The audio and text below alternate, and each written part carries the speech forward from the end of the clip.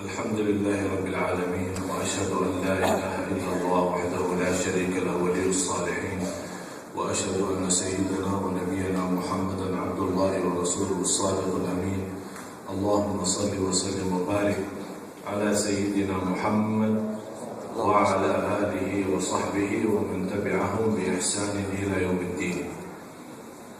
سبحانك لا علم لنا إلا ما علمتنا إنك أنت العليم الحكيم. Maha suci Allah, Maha suci Allah.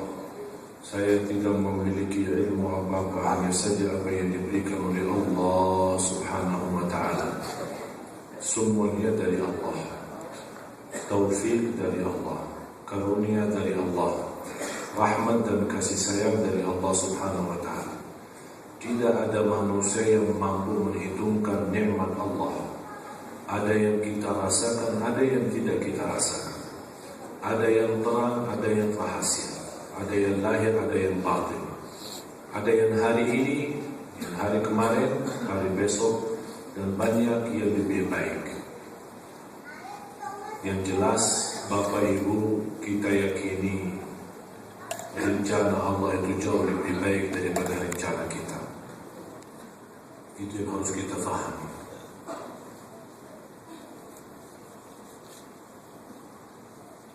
Semua rencana Allah itu baik bagi kita. Apa itu untuk dunia kita atau untuk akhirat kita. Dan harus kita mampu mensyukuri nikmat Allah dengan apa adanya. Saya bawakan cerita, dan nanti lepas azan saya bawakan mimpi semalam.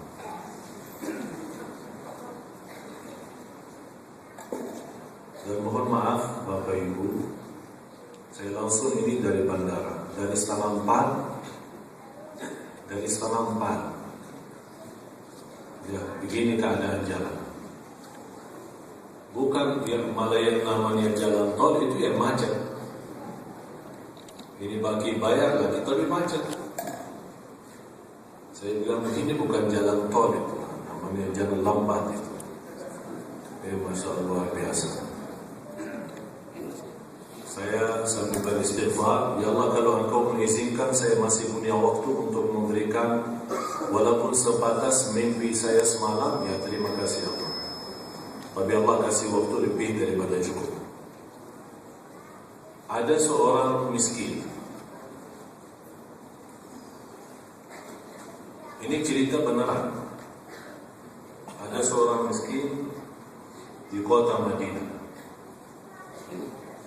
Pernah di malam hari raya dia berkeliling kota Madinah, melihat keluarga Madinah masing-masing membawakan daging untuk masak. Ada yang bawa daging sapi, ada yang bawa daging kambing, ada yang bawa daging unta. Dan lebih populer di sana adalah kambing sama unta. Jarang orang yang makan sapi, ada juga. Tapi ini orang miskin tidak punya apa-apa untuk beli daging.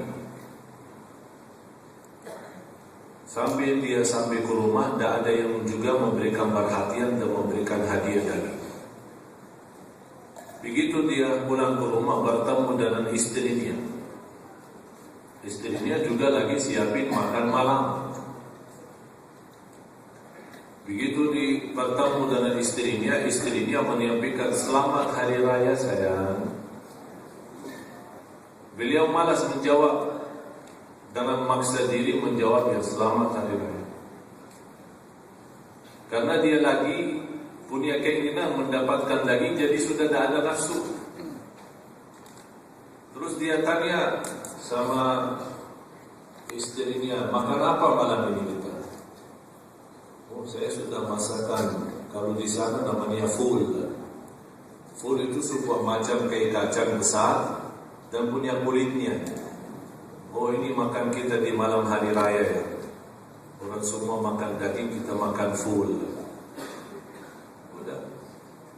Dia makan tapi ada rasa nyesal dan rasa malas. Kenapa semua orang-orang sekeliling saya mendapatkan daging di malam hari raya, saya aja yang makan full ini? Sepertinya dia tidak merasa nikmat. Sambil dia makan full, dia melepaskan kulitnya. Dia buat kulitnya dari jendela dan makan fullnya. Karena dia berkulit, jadi dia lepas kulitnya, buat terus makan fullnya. Begitu dia habis makan, dia turun, tapi merasa belum puas, malah merasa belum ada nikmat yang dia dapat. Pas dia turun, menarik perhatiannya seorang miskin yang duduk di bawah jendela. Dia makan kulitnya full itu. Dan orang miskin berkata, Alhamdulillah yang telah memberikan rezeki tambah usaha. Langsung nangis orang miskin itu melihat seorang dengan kulitnya full, sudah bersyukur, apalagi fullnya. Bapak Ibu, Allah Tuhan yang Maha Adil. Allah bukan Tuhan yang zalim. Dan harus kita yakini, apapun kesusahan kecil maupun besar, ujian, cobaan kecil maupun besar yang kita hadapi, yakini 100% itu keburukan dosa kita. Itu sebabnya dosa kita. Dosa yang menjadikan hidup kita buruk. Saking banyak dosa kita, besar maupun kecil, sengaja maupun tidak sengaja, dosa lalu yang kita lupakan atau dosa yang sedang berjalan yang kita tidak bisa tinggalkan. Ini semuanya di sisi Allah tidak ada yang sia-sia. Malah justru karena Allah masih sayang sama kita, diberikan cobaan karena kita manusia yang berlaku dosa, lupa bertaubat. Allah kasihan kita, ini hamba-Mu belum mau taubat, ya udah berikan cobaan biar dosa itu diampuni Allah. Ternyata cobaan itu pun ada hikmahnya. Justru tanda kasih sayangnya Allah ada cobaan karena Allah mengampuni dosa kita yang kita lupakan. Ini bukan hukuman. Jangan ada orang berkata, kenapa Allah menghukumkan saya? Cobaannya terlalu banyak, kenapa Allah menghukumkan saya? Bapak Ibu, kalau Allah menghukumkan kita atas salah dan dosa, tidak ada makhluk pun yang mampu hidup di bumi. Dan sudah berkali-kali kita sampaikan, tolong hafal ayat surah 35 ayat 45. Tolong simpan, hafal, tulis. Bukan di dalam rumah, nanti kalau pulang ke rumah buka Al-Quran. Surah 35 ayat 45. Walau yu'akhidullahu an-nasa bima kasabu ma taraka ala dhahriha min dabbah. Sekiranya Allah menghukumkan manusia atas setiap dosa dan salahnya, tidak ada makhluk pun yang mampu hidup di bumi. Bukan hanya manusia yang tak hidup, tak ada makhluk pun, biarpun binatang. Sebabnya dosa Bani Adam, sebabnya dosa manusia, binatang pun jadi kurban.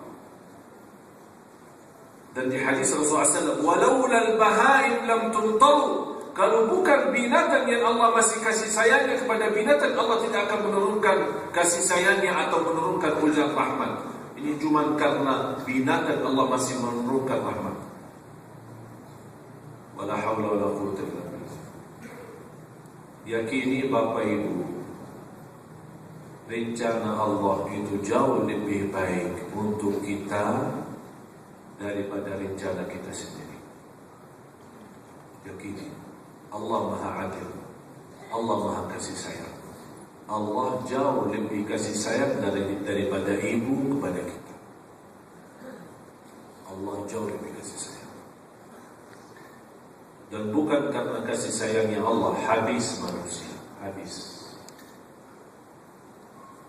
Kalau bumi dan laut meminta sama Allah izin setiap hari 3 kali, ya Allah lepaskan kami biar kami habis memakan manusia, laut sama bumi.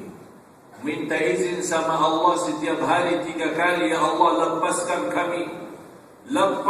kami menghabiskan manusia ini yang kelewatan. Tapi Allah masih bertahan. Itulah Maha Sabur. Allah sabur. Kalau bukan Allah sabur, bukan Masya Allah lagi, na'udzubillah. Yang semestinya bapak ibu kita yang malu sama Allah. Pas lagi dalam perjalanan ada seorang ibu SMS, kenapa saya merasa tidak tenang? Tolong Ustaz kasih saya amalan supaya bisa saya tenang. Terlalu banyak cobaan saya berikan amalan, banyak istighfar, suka curhat malam hari sama Allah, jaga salat malam. Apa jawabannya? Mohon maaf Ustaz, salat yang wajib aja saya belum. Salat yang wajib aja banyak, katanya banyak lubangnya, banyak bocor. Sampai dia bilang kalau saya cukup dengan istighfar, apakah harus salat malam? Karena salat wajib aja saya belum beres. Saya langsung jawab, fantas, tidak tenang. Maaf saya tidak bisa kasih obatnya kalau salat wajib aja tidak beres. Berarti jamaah sekalian sebenarnya yang bikin masalah kita sendiri, bukan Allah. Allah sudah berfirman, wala tufsidu fil ardi ba'da islahiha. Jangan sekali-kali merusakkan bumi yang Allah sudah perbaiki, yang Allah cocokkan bumi ini untuk kehidupan kita. Jangan sekali-kali rusakkan. Inna rahmatallahi qaribun minal muhsinin. Fahamilah Al-Quran, karena sungguh rahmat Allah sangat dekat kepada orang yang berbuat baik. Pada orang yang berbuat baik. Inilah salah satu ciri 32.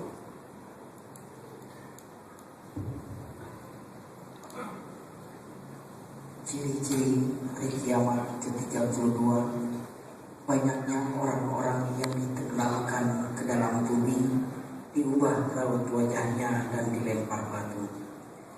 Dari Aisyah radhiyallahu anha menuturkan, Rasulullah sallallahu alaihi wasallam bersabda, akan ada pada akhir umatku orang-orang yang ditenggelamkan ke dalam bumi, dirubah raut wajahnya dan dilempari batu. Aisyah radhiyallahu anha berkata, aku bertanya, wahai Rasulullah, apakah kami akan dibinasakan sementara masih ada orang-orang saleh di tengah-tengah kami? Beliau menjawab, benar, ketika kemaksiatan telah merajalela. La haula wala quwwata.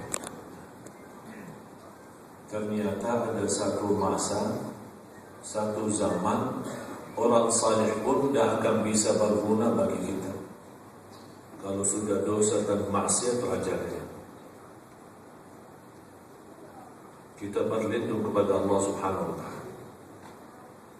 Rasulullah sallallahu alaihi wasallam sudah bersabda menjelaskan, "Lau ta'lamuna ma a'lam, la dhahiktum qalilan wa la bakaytum kathiran wa la kharajtum ila as-su'udati wat-turuqati taj'aruna ila Allah." Kalau kalian tahu apa yang saya sudah tahu, akan lebih banyak nangis daripada tertawa, dan akan keluar di tengah malam, naik ke puncak gunung-gunungnya, bermunajat dan berlindung kepada Allah, karena kita takut akan turun azab Allah ketika melihat dosa maksiat di mana-mana. Sampai kata Rasulullah, kalau kalian tahu apa yang saya tahu, akan datang satu malam anda tidak akan merasa nikmat berhubungan dengan istri, malah tidak akan merasa nikmat makan malam atau berkumpul dalam keluarga, saking sudah muncul rasa takutnya kepada Allah Subhanahu wa taala. Itulah sebabnya keburukan dosa kita. Ternyata dosa kita bukan hanya merusak kehidupan kita, malah menjadi ancaman bagi kita. Biarpun masih ada orang saleh, Kalau memang dosa sudah melalui batas, orang yang berdosa, jangan kita melihat kecilnya dosa, tapi kita melihat kita berdosa kepada siapa. Kita berdosa kepada siapa? Kepada Allah. Itu yang perlu kita rasakan. Jangan kita berkata, dosa saya alhamdulillah masih kecil. Justru yang kecil ini membawa kita masuk neraka. Karena orang yang terbiasa berbawa dosa kecil demi kecil demi kecil menjadi besar. Dan itulah akibatnya, karena dia menghina berbuat dosa itu, dia masuk neraka. Bukan karena jumlah dosanya, tapi karena dia tidak ada rasa malu sama Allah saat dia berlaku dosa dan maksiat. Kita berusaha memiliki dosa sembunyikan daripada mata manusia. Tapi di mana kalau Allah melihat kita? Di mana posisi kita? Jemaah sekalian, perlu kita urusi diri. Coba lihat, umur kita masing-masing sudah berapa sampai saat ini? Kira-kira apa yang telah diberikan oleh Allah selama ini, dan apa yang kita balas untuk Allah? Apakah kami bisa binasa, tapi ada sekeliling kita, ada banyak orang saleh, di mana-mana ada majlis ta'lim, di mana-mana ada pengajian, di mana-mana ada ceramah, di mana-mana ada, kita lihat sendiri, seluruh masjid ada. Tapi kenapa masih kita menghadapi bermacam cobaan? Karena di samping ada kebaikan, yang saya merasa kebaikan itu masih boleh menahankan azab Allah.